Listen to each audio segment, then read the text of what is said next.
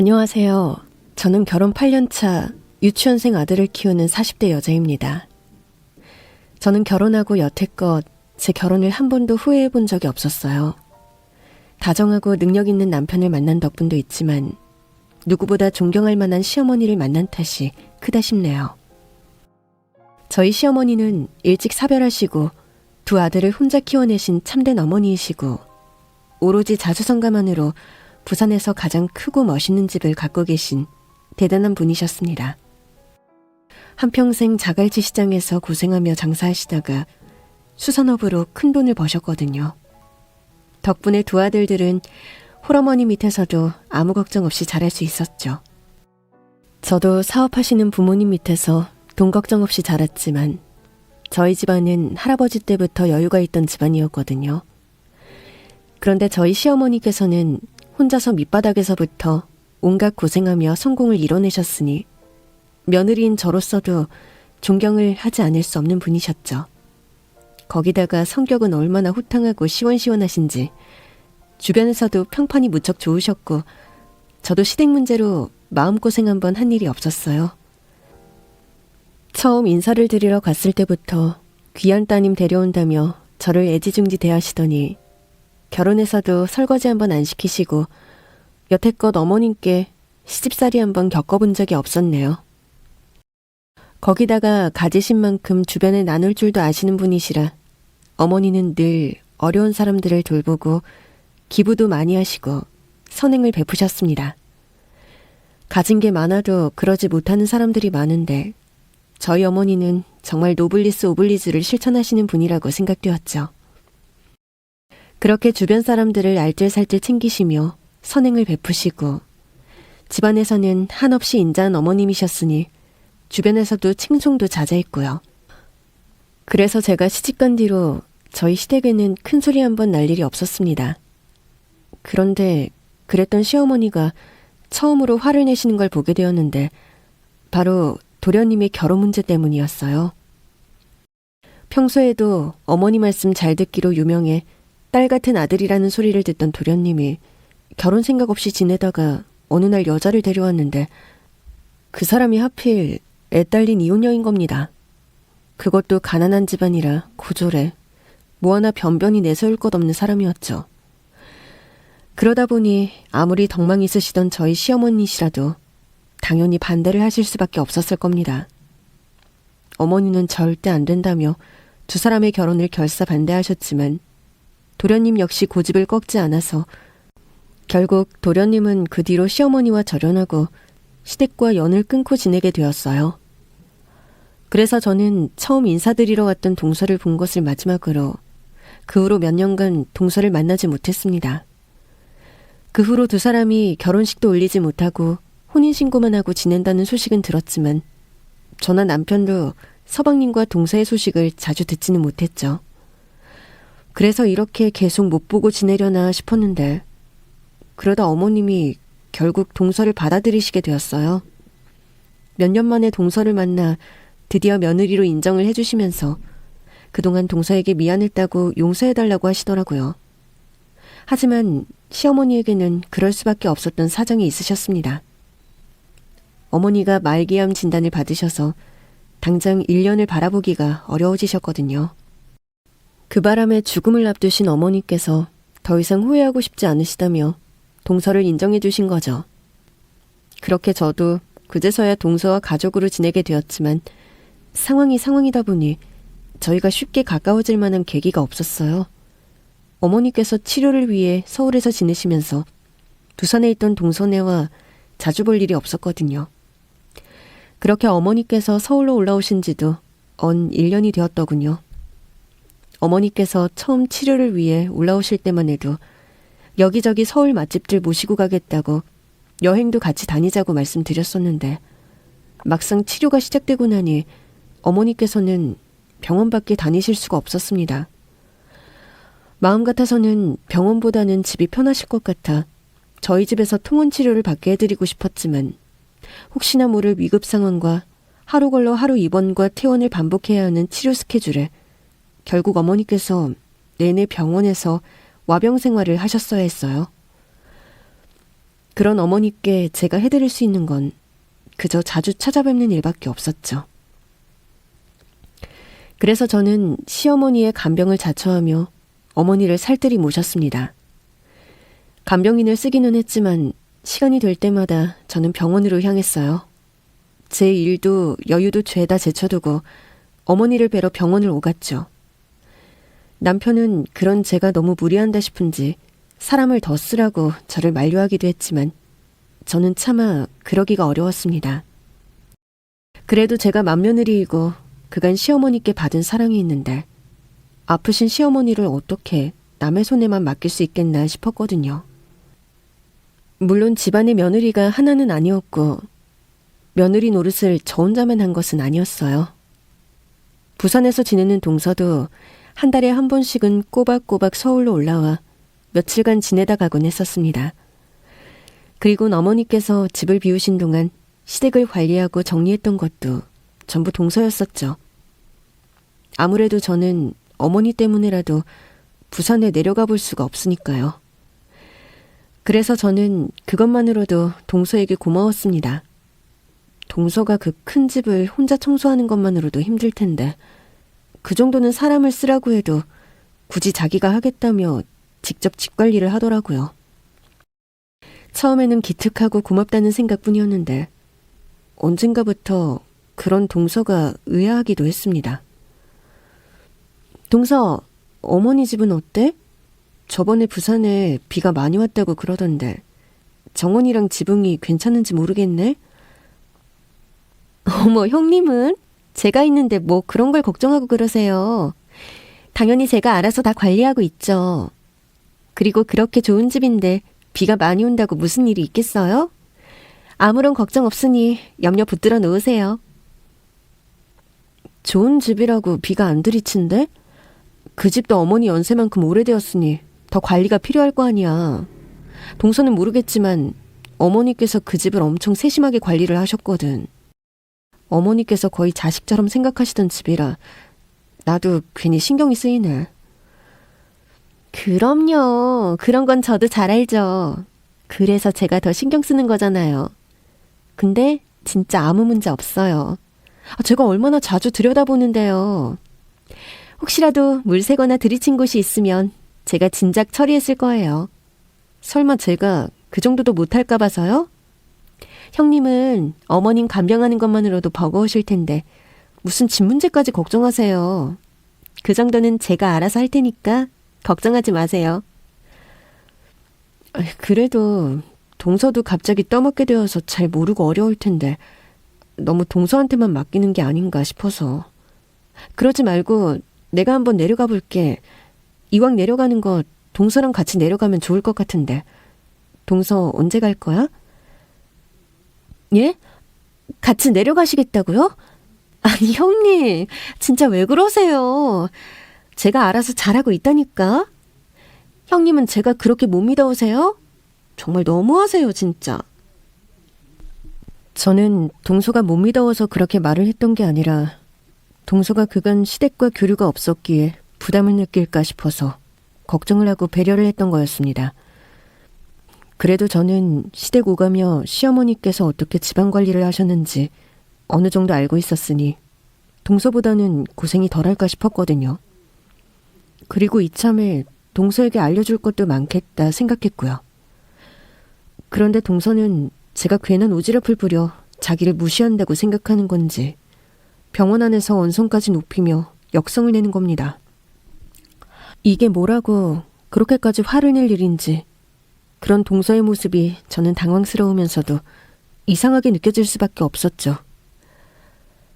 동서, 지금 내 말을 오해하는가 본데 나는 동서가 못 믿었다는 게 아니라 도와주고 싶어서 그러는 거야. 그래도 내가 먼저 시집왔고 손이 사람이니까 동서가 모르는 부분까지 도와줄 수 있을 것 같아서. 근데 이게 그렇게까지 화를 낼 일이야? 내가 무슨 말을 했다고 그렇게 화를 내. 그리고 동서가 그동안 어머님이랑 교류가 없었고 시댁일을 잘 모르는 건 사실이잖아. 그래서 우리 사이도 가까웠던 것도 아니고. 그런 반응 좀 과하다 싶지 않아? 아니요. 저는 화를 낸 게 아니라, 아니, 근데 저도 속상해서 그렇죠. 형님이야 저 탓하려고 하는 말씀 아니라고 하시지만 제가 듣기에는 좀 그렇네요. 그동안 저는 어머님께 인정도 못 받고 시댁 왕래도 없었는데 형님은 어머니께 며느리로 예쁨 받고 인정받았다고 이러시는 것 같아서요. 어머님께서도 저한테 그냥 집 챙겨줘서 고맙다고만 하시는데 왜 자꾸 형님이 참견하고 잔소리를 하세요? 반대하는 결혼했다고 자꾸 되짚어주시는 것도 아니고 저더러 분수를 알라고 눈치 주시는 것도 아니고 형님이 자꾸 제가 뭘 모른다는 식으로 말씀하시면 저는 이 집 며느리가 아닌 것 같이 느껴지잖아요. 그래서 속상해서 언성이 좀 높아졌네요. 형님은 좋은 집에서 좋은 교육받고 자라서 화가 나도 소리 안 지르고 차분하신지 모르겠지만 저는 가난한 집에서 못 배워먹어서 이러네요. 동서, 지금 무슨 소리를 하는 거야 정말. 자격지심도 아니고 사람이 왜 이리 적당이라는 게 없어? 내가 언제 동서가 못 배워먹어서 그런다고 말했어. 나 참, 정말 기가 막혀서. 이것 보세요. 형님은 끝까지 저를 이해 못하실 거예요. 처음부터 사랑받고 인정받고 평생 무슨 걱정 없이 살았던 형님이 뭘 하시겠어요? 아무튼 시댁 문제는 부산에 있는 제가 알아서 할 테니까 형님은 지금 하시는 것처럼 어머님이나 잘 챙기세요. 맨날 곁에서 어머니 모신다고 힘든 티는 팍팍 내면서 집까지 신경 쓸 여력이 있으세요? 동서, 나한테 무슨 억하심정이라도 있어? 정말 왜 그래? 지금 내가 참견했다고 화를 내는 거야, 뭐야? 형님이 먼저 시비 거신 거잖아요. 제가 아직도 이 집 며느리 아닌 것처럼, 형님 혼자만 잘할 수 있는 것처럼 말이에요. 그런데요, 저 정말 기분 나쁘니까 앞으로는 조심해주세요. 저 어머님이 받아주시고 며느리 대접해주신 지 한참 됐거든요? 형님만 이 집 며느리 아니라는 말이에요. 그러니까 앞으로는 집 문제 제가 다 알아서 해요. 또 집 가지고 뭐라고 하시면 저 정말 가만히 안 있을 거예요? 이상하게도 동서는 시댁집 이야기만 나오면 이상하다 싶을 정도로 호들갑을 떨고 과민 반응을 하는 듯 했습니다. 처음에는 며느리로서 시어머니께서 신경 쓰실 일 만들어드리지 않고 싶어서 그러는 건가 생각을 했지만 그런 일이 몇 번이나 있다 보니 왠지 다른 이유가 있는 건 아닌가라는 생각이 들더라고요. 어쩌면 정말 제가 손윗사람으로 참견하는 게 싫었을 수도 있지만 말이에요. 그렇다고 내가 동서에게 딱히 못되게 한 적은 없었던 것 같은데 말이죠. 그래서 동서가 왜 저러나 싶었지만 나름의 이유가 있을 거라 생각하고 이해를 해보려고 노력했습니다. 게다가 그 당시에는 저도 시어머니 간병을 하느라 정신이 없어서 거기까지 신경 쓸 여유도 없었고요.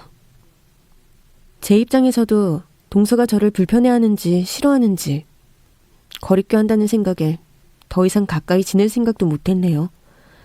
가끔씩 동서가 왜 그렇게까지 할까 싶어 동서를 이해해보려고 하기도 했지만 도저히 이유를 찾을 수 없었던 저는 괜히 동서에 대한 편견만 깊어질 뿐이었습니다. 제대로 알아가고 친해지기 전에 이렇게 척을 지게 된 것이 전부 동서가 글러먹었다고 생각을 했던 거였죠. 그러던 어느 날 결국 어머니가 떠나시고 마셨습니다. 이미 가실 때가 정해졌다는 건 알고 있었지만 그래도 막상 그 시간이 되니 도저히 받아들여지지 않고 너무 힘들더라고요. 하지만 저보다 힘든 것은 부모를 잃은 남편과 서방님이었을 겁니다. 다들 어른이라고는 하지만 부모의 죽음 앞에 덤덤할 수 있는 사람이 몇이나 될까요? 더구나 두 형제는 아버님 일찍 돌아가시고 홀어머니 손에 자랐으니 어머니에 대한 마음과 그리움이 훨씬 깊었을 테고 말이에요. 그래서인지 모두들 울음을 쉽게 멈추지 못했고 장례식장 분위기는 착 가라앉아 있었습니다. 그런데 그 와중에 유독 한 사람만 멀쩡해 보이더라고요. 다름 아닌 저희 동서였죠. 동서야 뭐 시어머니 보고 지낸 지 이제 겨우 1년이고 그마저도 어머님께서 병상에 누워 계시느라 제대로 대화를 하거나 만나뵌 적이 없었을 테니 정을 쌓을 틈이 없었다는 건 알지만 그래도 시어머니 장례식인데 혼자 눈물 한 방울 흘리지 않는 게 참 그렇다 싶더라고요.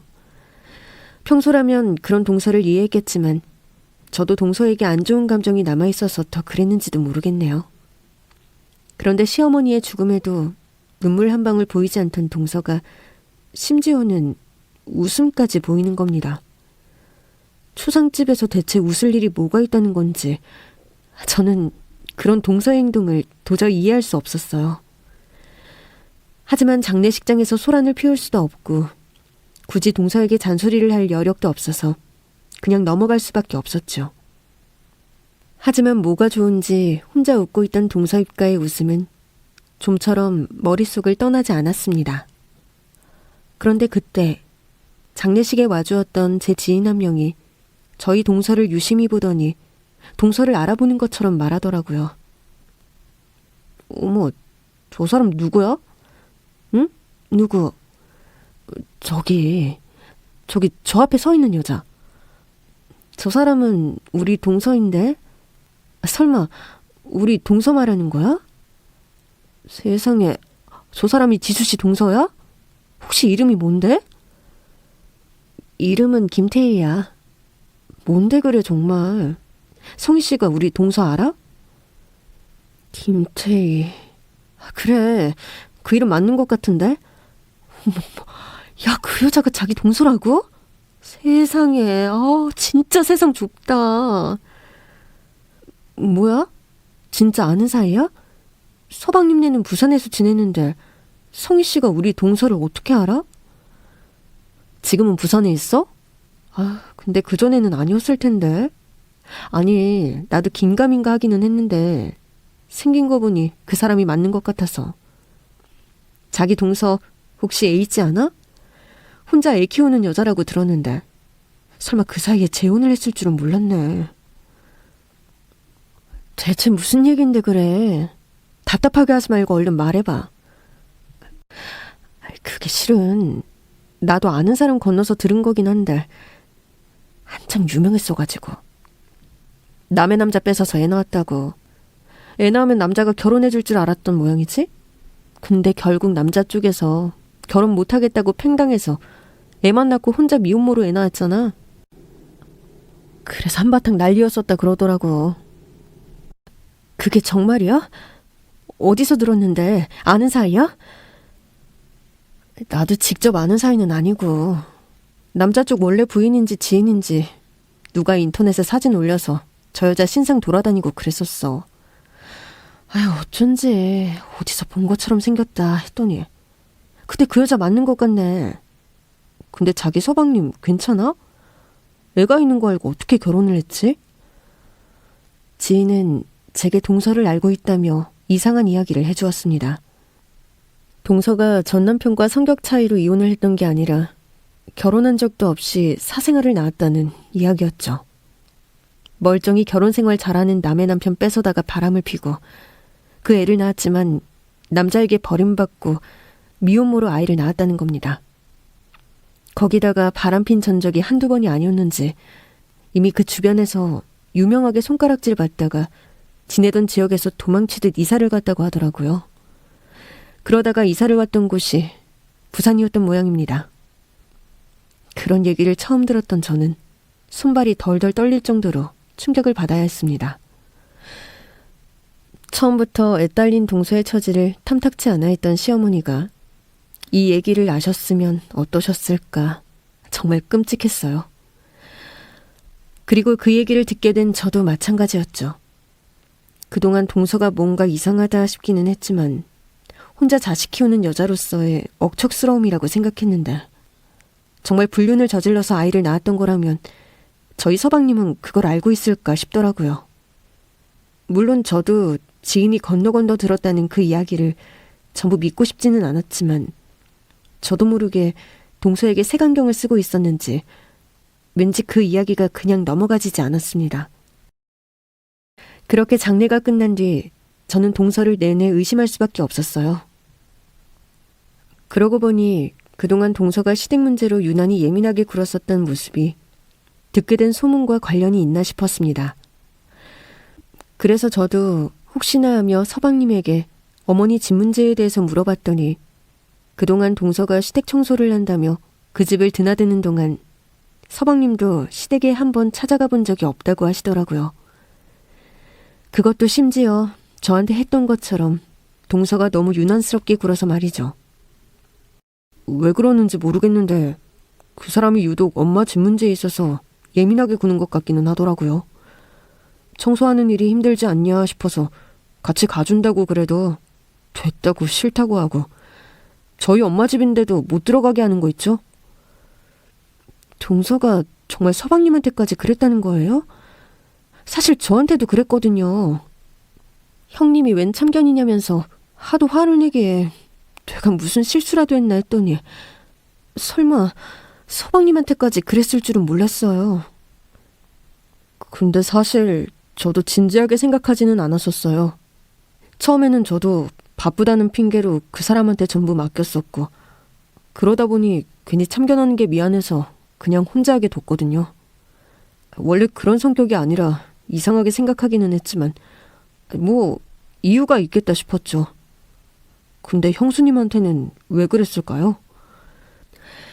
평소에는 일부러 그러는지 다 좋다 별 관심도 없는 것 같던 사람이 유독 시댁 집 문제에서만 그런다는 게 이상하기는 이상했습니다.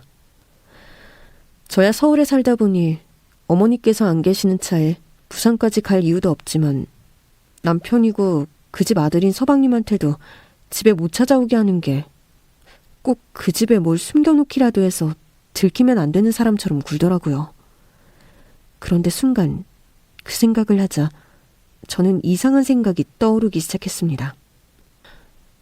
얼마 전 장례식장에서 제 지인이 저희 동서에 대해서 해주었던 얘기 말이었죠. 그러고 보면 서방님도 가끔 동서가 뭘 숨기는 것처럼 수상하다는 얘기를 하기도 했거든요. 그때는 서방님과 얘기를 하지도 않았고 그렇다고 남의 얘기만 듣고 동서를 판단하는 건 아닌 것 같아서 남편에게도 말을 하지 않았습니다. 거기다가 이미 다 지난 일인데 굳이 들춰서 좋을 게 뭐가 있을까 싶더라고요. 아무렴 동서가 그랬다 한들 이미 서방님과 결혼해서 잘 지내고 있고 어머니도 돌아가시고 없는 와중에 내가 그 일을 굳이 끄집어내는 게 도리가 아니다 싶어 넘어가려 했었어요. 그런데 정말 동서가 뭘 숨기고 있는 건 아닐까 하는 의심이 자꾸만 들더라고요. 혹시나 옛날에 그 일이 과거만의 일이 아니라면 어쩌나 하는 생각 말이죠. 그렇게 상상이 꼬리에 꼬리를 물던 저는 그만 동서가 그 집에서 바람을 피고 있는 건 아닌가 싶은 생각까지 하게 되었습니다. 차라리 그 집이 탐이 나서 그런 거였더라면 유산 문제를 가지고 난리였을 텐데 정작 어머니 돌아가신 뒤로 유산 문제에 있어서는 아무 관심 없는 것처럼 저희들끼리 알아서 하라며 물러나 있었거든요. 그런데 자기 몫이 될 것도 아닌 그 집 가지고는 왜 자꾸 그렇게 야단인 건지 제가 상상할 수 있는 한계는 바로 그거였어요. 동서가 자기 애인을 그 집에 숨겨두고 두 집 살림을 하는 게 아닌가 하는 것 말이었죠. 안 그래도 제가 혹시나 싶어 인터넷에 고민을 올려봤는데 다들 제 얘기를 듣고 동서를 조심하라는 말을 하는 겁니다. 바람 피는 사람들은 절대로 한 번만 바람을 피지 않는다나? 더구나 남의 남편 뺏어서 아이까지 만든 여자라면 재벌은 남 못 주고 언제고 그런 짓을 할 수밖에 없다는 것이었죠. 그래도 설마 애까지는 동서가 그럴까 싶어 아니라고 생각해봤지만 바람 피는 사람들은 애가 있건 남편이 있건 그런 건 상관도 안 한다고 하는 겁니다. 저로서는 도저히 이해가 되지 않았지만 그 얘기를 들은 저는 고민이 더 깊어질 수밖에 없었어요. 왜 나 혼자 머리를 싸매고 고민을 해야 하나 억울하기도 한데 그렇다고 아직 확실한 것도 없는데 남편이나 서방님에게 알릴 수는 없겠다 싶더라고요. 그렇다고 괜히 친하지도 않은 동서에게 냅다 물어볼 수도 없는 일이고 말입니다. 안 그래도 어머님께서 돌아가시고 유품들도 정리해야 하고 저도 명색이 큰 며느리이니 어머니가 안 계신 집에 제가 관리를 하는 게 당연한 일이잖아요. 그래서 그 사이 몇 번이나 동서에게 부산에 내려가겠다고 말을 했는데 동서는 여전히 제게 날을 세우며 내려오지 말라는 말만 하는 겁니다. 어차피 어머님 집 팔 것도 아니고 당장 유품 정리할 필요도 없지 않아요? 집이 도망가는 것도 아니고 어머니 물건들이 없어지는 것도 아닌데 말이에요. 그래도 정리는 해둬야지. 이제 주인 없는 물건들인데 먼지 맞게 그냥 두는 것도 이상한 거 아니야? 안 그래도 어머님이 몇 가지 폐물은 우리더러 나눠 가지라고 말씀하셨어. 그거 확인하러라도 내가 내려가 봐야지. 그건 제가 알아서 할게요. 저는 폐물 필요 없으니까 형님이 다 가지시던가요. 택배로 보내면 되겠어요? 동서, 그 폐물들이 다 얼마인 줄 알고 택배로 보낸다는 소리를 해. 그러다가 분실이라도 되면 어쩌려고. 내가 직접 가지러 가겠다니까? 동서더러 오라가라 하는 것도 아니고 내가 가겠다는데. 동서, 정말 이상하게 군다? 설마 내가 모르는 뭐라도 있는 거야? 뭐 숨기는 거 있는 사람처럼 왜 그러냐고. 제가 숨기기는 뭘 숨겨요. 저는 형님이 그렇게 서두르시는 게 더 이상한데요? 아직 저희 어머니 49제도 안 지냈어요. 근데 뭐 벌써 유품 정리를 한다고 그러세요? 정말 이해 안 되네. 되려 제게 적반하장으로 나오는 동서의 모습에 황당했던 저는 그런 동서에 대한 의심을 확신으로 바꿀 수밖에 없었습니다. 대체 동서가 그 집에서 무슨 짓을 하고 있는지 제 두 눈으로 확인해 봐야 되겠다라는 생각을 했죠.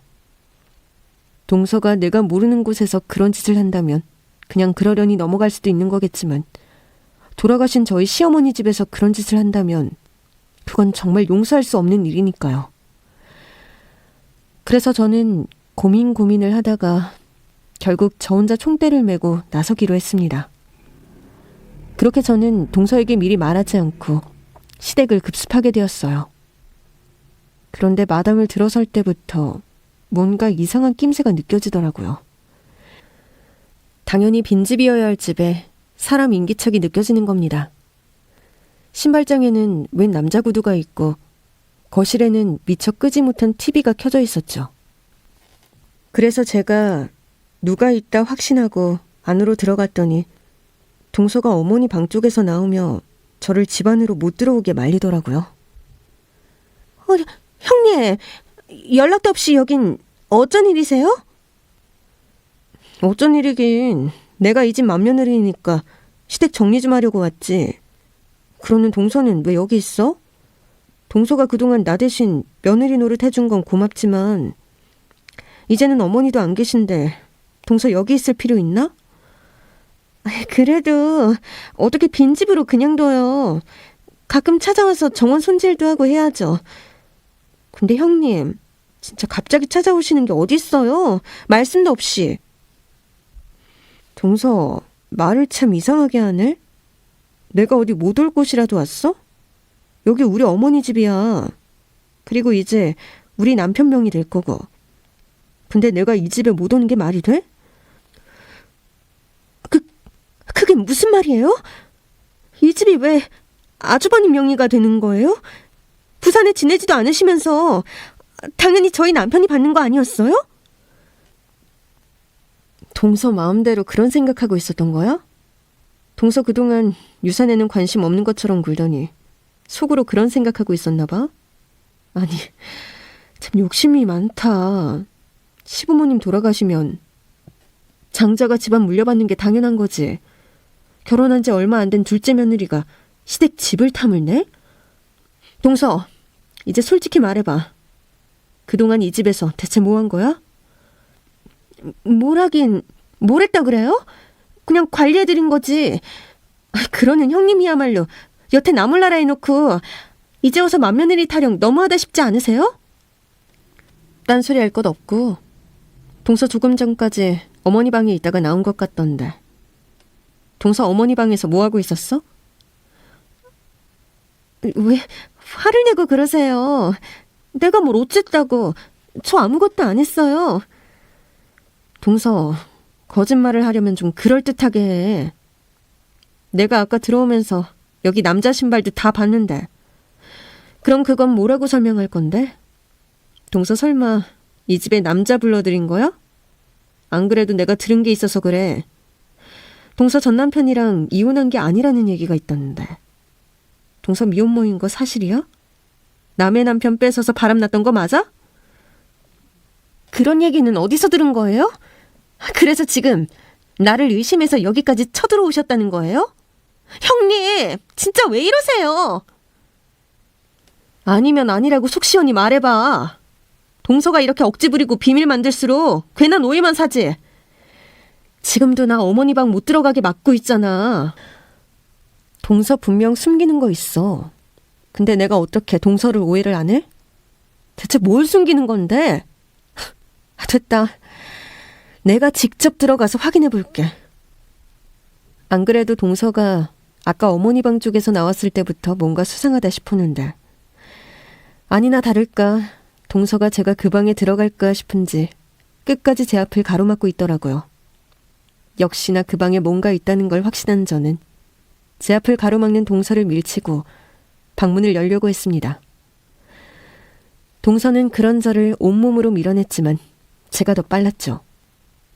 그런데 안방문이 굳게 걸어 잠겨 있더라고요. 동서, 문 동서가 잠갔어? 이거 뭐야? 얼른 열어. 못 열어요. 죽어도 못 열어. 거기 들어갔다간 큰일 나요. 끝까지 문을 못 열겠다는 동서의 억지에 뚜껑이 열린 저는 제가 가져온 열쇠로 문을 열 수밖에 없었습니다. 동서가 제 손에서 열쇠를 뺏어가려고 안달을 내었지만 저도 작정을 했던 터라 소용없었죠. 그렇게 겨우 문을 열게 된 저는 방 안에 펼쳐진 광경에 깜짝 놀랄 수밖에 없었습니다. 저희 시어머니 안방에 웬 중년 남자가 누워 있었거든요. 동서가 바람을 폈다고 해도 비슷한 또래일 거라 생각했는데 웬 나이든 아저씨가 있으니 저는 순간 사고가 정지되어 버렸어요. 전혀 생각지 못한 광경에 제가 아무 말 못하고 서 있자 그제야 동서가 엉엉 울면서 실토를 하더라고요. 저희 아버지세요. 뭐라고? 저분이 동서 아버님이시라고? 그러자 침대에 누워 계시던 그분이 몸을 겨우 일으켜 제게 인사를 하시더라고요. 아이고, 저희 K 형님 되시나 봅니다. 처음 뵙겠습니다. 예, 저야말로 죄송하네요. 사돈 어른이 계신 줄 모르고요. 동서, 이게 어떻게 된 거야 대체? 동서가 시댁 반대로 결혼식도 올리지 못하고 결혼한 지 한참 만에 봤었으니 저는 동선의 아버님을 뵙는 것도 그때가 처음이었어요. 그래서 한 번도 뵙지 못했던 사돈 어른을 만나게 된 저는 이게 무슨 상황인지 몰라 동서를 쳐다볼 수밖에 없었어요. 그러자 제 앞에서 말도 못하고 눈물만 뚝뚝 흘리고 있던 동서가 안방문을 다시 닫고 저를 거실로 데려가더라고요. 그리고는 그동안 왜 자신이 그런 행동을 해야만 했는지, 이게 다 무슨 상황인지 차근차근 설명을 시작하는 겁니다. 죄송해요. 잘못했어요, 형님. 아니, 미안하다는 말만 하지 말고 내가 이해할 수 있게 설명을 해줘야지. 동서 아버지께서 왜 여기 계신 거야?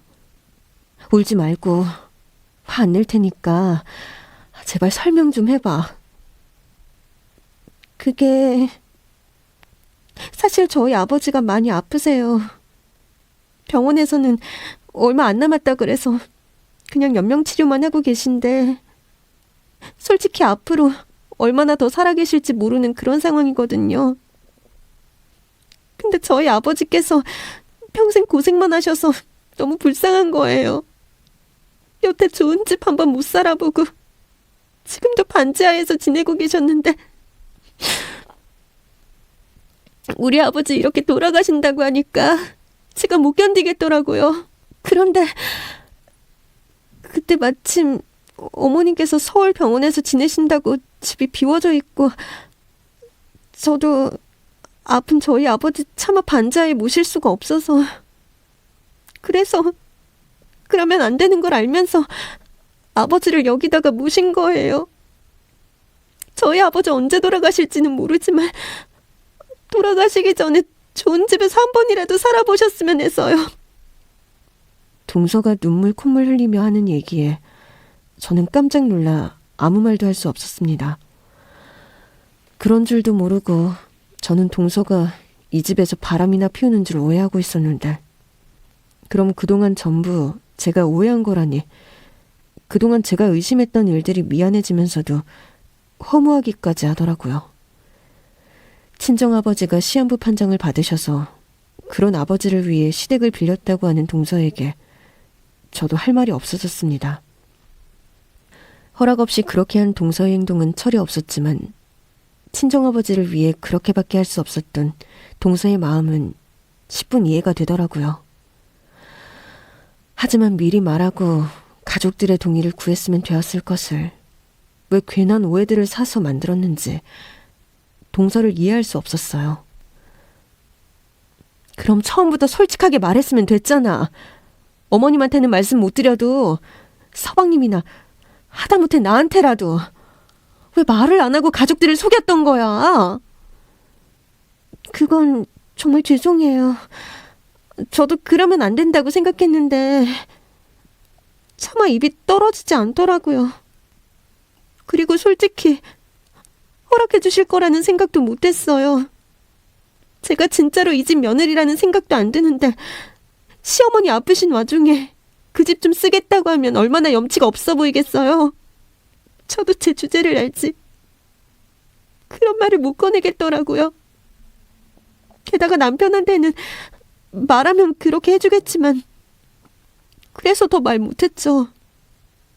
나 때문에 어머님과 싸우기까지 했던 사람인데 어머니께서 그러신 와중에 저희 아버지까지 신경 써달라는 소리를 어떻게 하겠어요.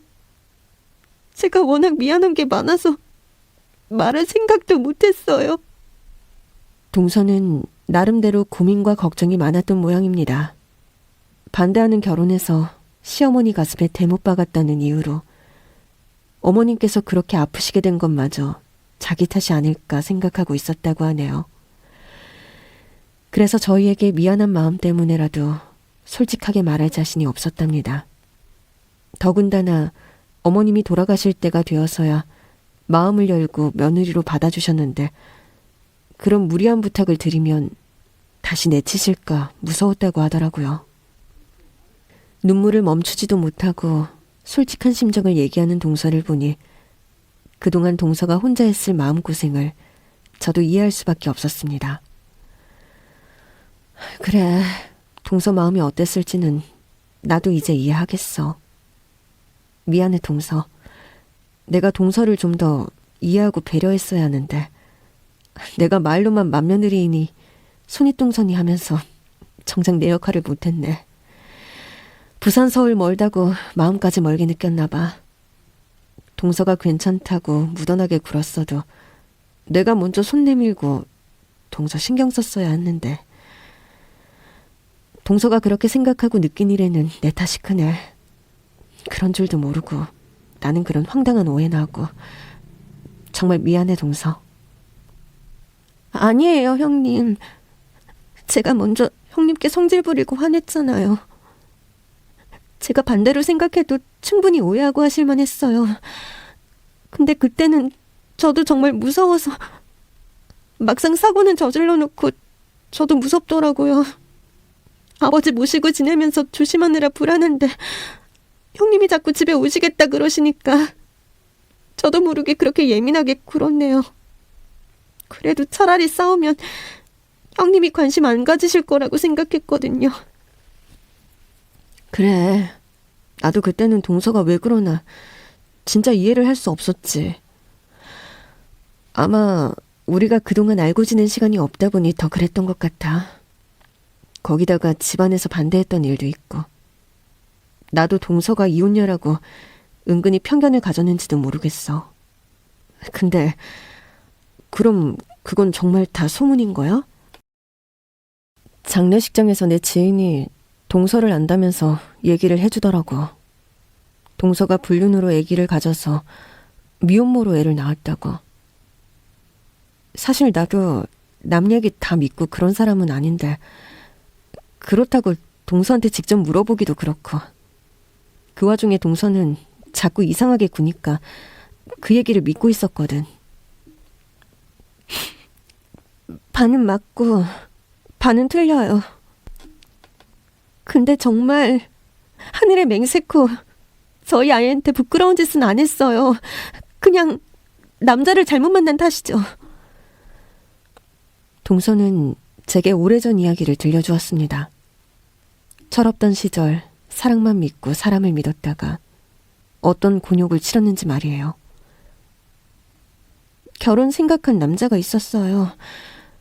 그 사람이 먼저 결혼하자고 해줬고 저는 그 사람이 저를 진심으로 사랑한다고 생각했죠. 근데 당시 제가 돈도 없고 상황이 여의치 않아서 결혼을 서두를 수가 없었어요. 그런데 그때 마침 제가 임신을 하게 된 거죠. 결혼 전에 임신이라 당황스럽기는 했지만 어차피 결혼할 사이였으니까 시기가 빨라진 것 말고는 괜찮다고 생각했어요. 그래서 임신 얘기를 밝히고 결혼 날짜를 잡자고 했더니 남자가 그때부터 잠수를 타기 시작하더라고요. 그러더니 반년 뒤에 결혼한다는 얘기를 듣게 됐어요.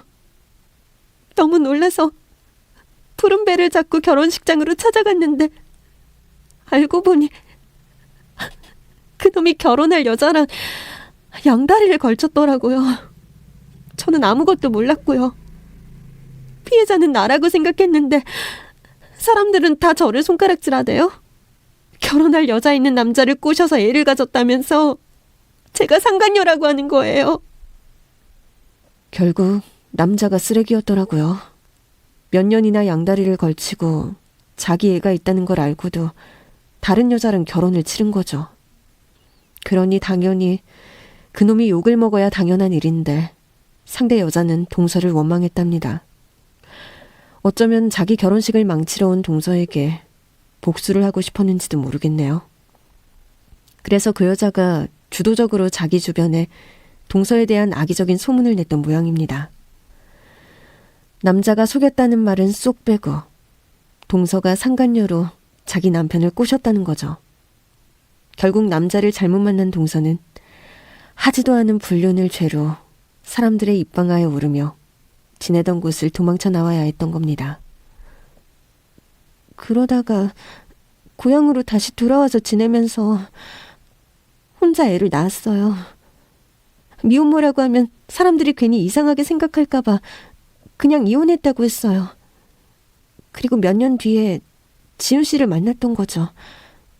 그래도 저 지훈 씨 속인 거 아니에요. 그 사람은 제 사정 다 알아요. 사실 지훈 씨가 먼저 저 좋다고 하는데도 저는 밀어냈었거든요. 그래서 사실 이혼녀 아니고 미혼모이고 내 인생 순탄치 않다고 다 얘기했어요. 근데도 제가 좋다고 그러더라고요. 전혀 몰랐어. 그런 사연이 있었구나. 그런 걸 보면 서방님이 동서를 참 사랑하기는 했나 봐. 솔직히 우리는 서방님이 어머니 반대 피해서 끝까지 결혼한다 그랬을 때 많이 의외였거든. 워낙 어머님 말씀 잘 듣던 서방님이라서 우리는 진짜 여자 잘못 만나서 신세 망치려나 싶었어. 근데 아무래도 서방님은 동서의 진심을 알고 좋아하게 되었던 모양이네. 사실 동서가 무슨 잘못이 있겠어. 쓰레기 같은 놈 잘못 만나서 고생만 했을 뿐이지. 나도 동서 그런 줄 모르고 잠시라도 오해했던 일이 너무 미안하네. 정말 미안해, 동서. 나 용서해줘. 동서에게 그런 사연이 있었다는 것을 듣게 된 저는 잠시나마 남의 말을 듣고 동서를 오해하고 판단한 제가 죄스러웠습니다. 내가 직접 겪어보지 않으면 모르는 것을 너무 편견에 사로잡혀 동서를 대했던 게 아닌가 싶더라고요. 그래서 저는 동서에게 너무 미안했고 몇 번이고 용서를 빌고 싶었어요. 그런데도 동서는 그런 저를 미워하지도 않더라고요. 그러지 마세요, 형님. 처음부터 제가 오해 살만하게 한 거고 형님께서는 오해하실 수밖에 없었죠. 그리고 저는 워낙 그런 편견이 익숙해서 용서하고 말 것도 없어요. 그렇게 말하지 마, 동서. 남들이 다 욕하고 차별했다고 해서 가족끼리까지 그러면 되겠어? 이 일은 내가 잘못한 게 맞아. 동서가 아무리 수상하게 보이더라도 내가 마음을 열고 진심으로 물어봤어야 하는 건데. 그랬더라면 동서도 나한테 허심탄회하게 얘기했을 거야. 근데 내가 먼저 벽을 치고, 그래서 동서가 나를 불편해한 거지. 그래놓고 남의 얘기는 듣고 내 멋대로 동서를 판단한 거야. 동서에게 상처를 준 것 같아서 정말 미안해. 그리고 사돈어른께도 죄송하고. 사돈어른이 계신 줄 알았으면 빈손으로 오는 게 아닌데. 내가 어떻게 금방 나가서 과일이라도 좀 사올까? 아니에요, 형님. 형님이 그러시면 괜히 더 부담스러워요. 저 정말 괜찮으니까 그러지 마세요. 근데 그럼 그때 어머니 장례식장에서 웃은 건 뭐야? 나는 그것 때문에 동서를 한참 오해했는데. 에? 제가요? 제가 웃었다고요? 그래, 식구들 다 울고 있는데 한참 가만히 있더니 동서가 씩 웃던데? 한 번도 아니고 몇 번이나 그래서 나는 동서가 설마 어머니 돌아가신 게 좋은가 싶더라고. 아무리 어머니랑 사이가 좋지 않았다고 그래도 어떻게 웃을 수가 있나 싶었어. 아니에요. 그건 정말 오해를 하신 거예요. 제가 설마 그럴 리가 있나요? 저도 어머니께서 그렇게 돌아가셔서 얼마나 슬펐는데요.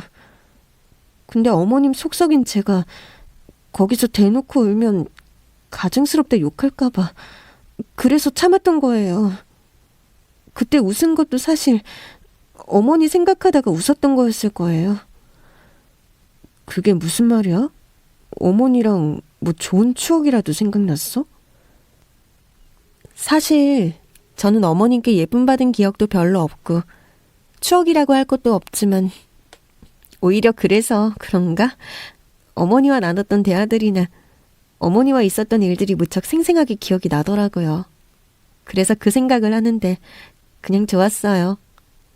그래도 어머니 떠나시기 전에 웃을 만한 추억은 있구나 싶어서 안도가 되더라고요. 어머니가 끝까지 저를 안 받아주셨더라면 서럽고 아쉬워서 눈물만 났을 텐데 말이에요. 그래서 그냥 작은 추억이라도 남길 수 있었던 게 좋아서 웃었어요. 동서가 너무 해맑게 웃으면서 그 얘기를 하는데 저는 또 동서에게 미안해질 수밖에 없었네요. 그런 것 가지고도 행복해하고 감사해하는 동서인데. 동서가 이런 성격인 줄도 모르고 그동안 저 혼자 동서를 오해해서 말입니다. 그래서 저는 이제야 동서를 조금 알게 되었다고 생각하며 동서를 다시 보게 되었어요. 동서가 나쁜 일을 겪었던 것도 서방님처럼 좋은 남자를 만났던 것도 다 동서가 너무 순수하고 착한 사람이라 그런 거구나 싶었죠. 그래서 저는 그런 동서가 이제라도 서방님을 만나 안정적인 가정을 꾸리고 행복해질 수 있게 되어 정말 다행이라고 생각했습니다. 그래서 더더욱 동서 친정아버지의 사정이 안타깝기만 했습니다. 이제 행복해질 여유가 생겼는데 부모님이 편찮으시니 얼마나 걱정이 많을까 싶어서 말이에요. 그래서 저는 그런 동서가 더 이상 걱정 없이 지낼 수 있도록 동서를 끝까지 돕기로 했습니다. 부산에서 제일 유명한 병원을 소개시켜주고 가족들에게 상황을 설명하고 동서 아버님이 그 집에서 계속 아무 걱정 없이 시간을 보내시게 도와드렸죠. 그제서야 동서도 더 이상 거짓말을 하지 않아도 되어 다행이라며 후련해 보였습니다. 그리고 동서의 효심이 닿았는지 사돈 어른께서는 1년을 넘긴 지금까지 잘 지내고 계세요. 병원에서도 조금씩 차도를 보인다며 기적이라는 말씀을 하시더라고요. 어쩌면 사돈 어른이 지금보다 나아지실 수 있지 않을까 기대를 하고 있습니다. 그렇게 좋아진 아버님의 모습에 아이처럼 좋아하는 동서를 보며 저도 다행이라 생각이 들었네요. 그래서 저희들도 동서를 걱정하는 마음으로 다 같이 기도를 하며 사돈 어른과 동서의 행복을 빌어주고 있습니다. 그럼 여러분들도 저희 동서를 위해 기도를 해주시길 바랄게요. 감사합니다.